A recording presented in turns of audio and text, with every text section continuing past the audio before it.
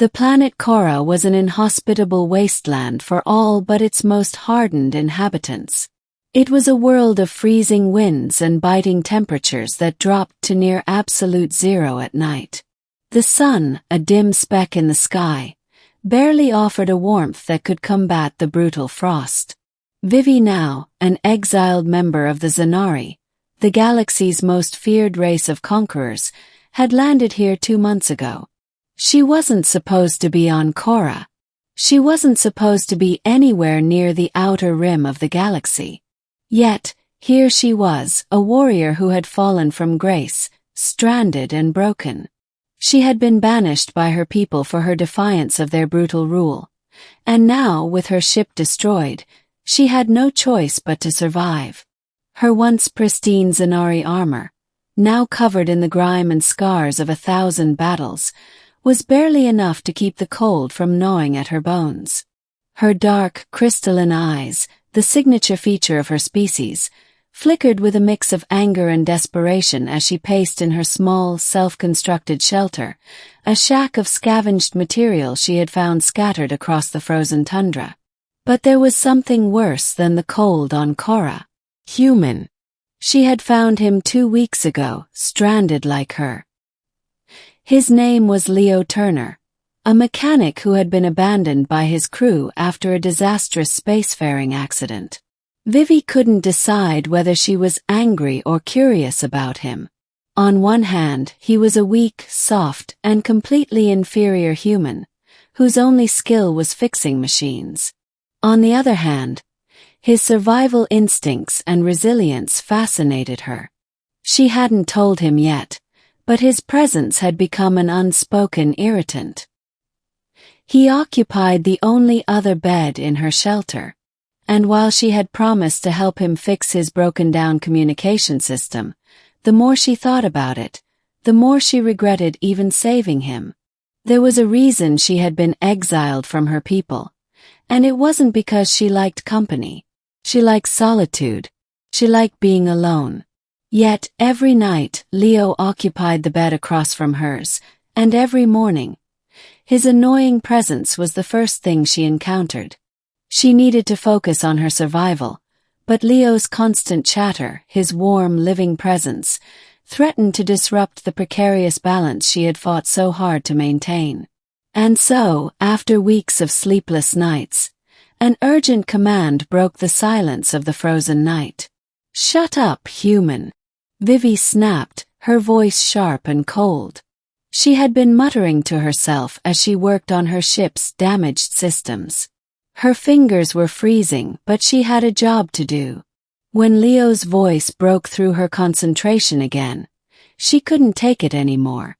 "We're freezing," she continued, her voice rising with a kind of command that only the exiled Zhanari could produce. "Get into my bed now." Leo blinked in surprise, his eyes wide as he sat up from the small cot, his blanket barely covering his frail form. He hadn't expected this. "Wait, what?" Vivi didn't wait for him to process her words. "You heard me," she snapped. "We're not going to survive the night if we don't share body heat.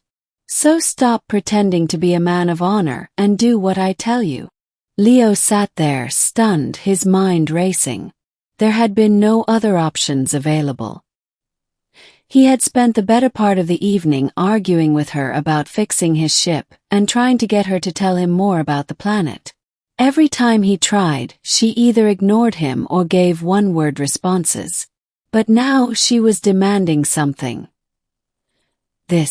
"You're a strange alien woman, you know that?" Leo muttered, but he stood up and crossed the room, shivering with cold. "I'm Zhanari," Vivi corrected, "and I don't care about your human feelings. You will freeze to death if you don't do this."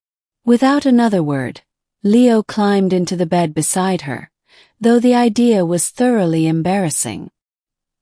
He kept his distance, unsure of how to even make himself comfortable in the strange alien woman's presence. But for now there was no other choice. The cold was unbearable.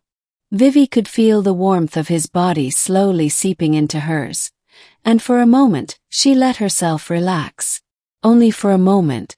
She wasn't going to let him get under her skin. Not again. Part 2: Bonds of Survival. The next few days passed in relative silence. Leo's presence in her bed didn't become any less awkward, but neither of them spoke about it. The warmth of his body, though unexpected, did indeed keep her from freezing to death. Her plans for escape had been stalled. Her ship was in no condition to take off, and while she had found some spare parts to attempt repairs, the process was slow. It was just her and Leo now, and despite all the differences between them, they had to work together if they were going to get off this wretched planet. Vivi would never admit it, but she was starting to feel a strange connection to the human. Despite his ignorance and weakness, he had an indomitable will. He kept going, kept trying even when things seemed impossible.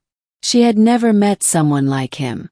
She had no idea what kind of man this human was, but she was beginning to see the value in his persistence. Leo, on the other hand, had slowly come to realize something. He had initially thought of Vivi as nothing more than an aggressive alien who didn't care about anything. But over time, he had seen glimpses of something more. Vulnerable, almost fragile moments that she would quickly hide from him. It wasn't just the cold that kept them close. It was the shared, unspoken bond of survival. They were both stranded, alone, and trying to make it through one more day. And with each passing moment, their connection grew stronger, though neither of them knew it.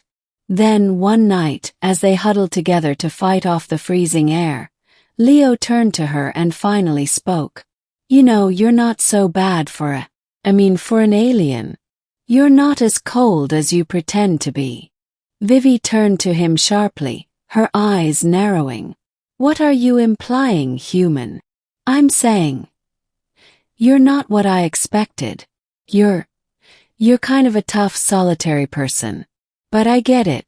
I've got my own reasons for being a loner too." Vivi studied him for a long moment. For the first time, she felt something shift inside her, something she couldn't easily explain. She wasn't sure what to make of it, but she didn't reject the notion entirely. "We survive because we have no other choice," she said, her voice softer now.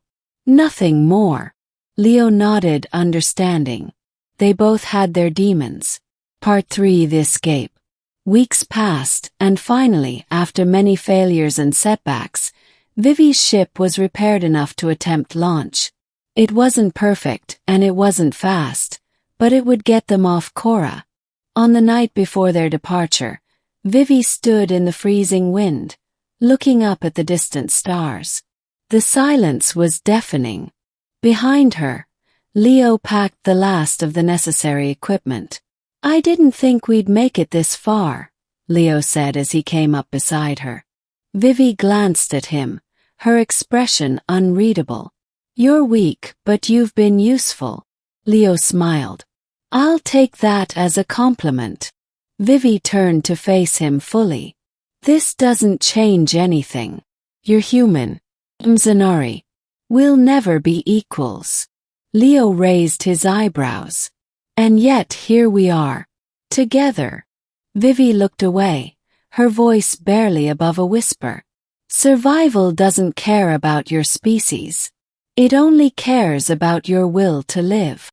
The two of them entered the ship, and as the engines roared to life, the stars above beckoned them toward an uncertain future.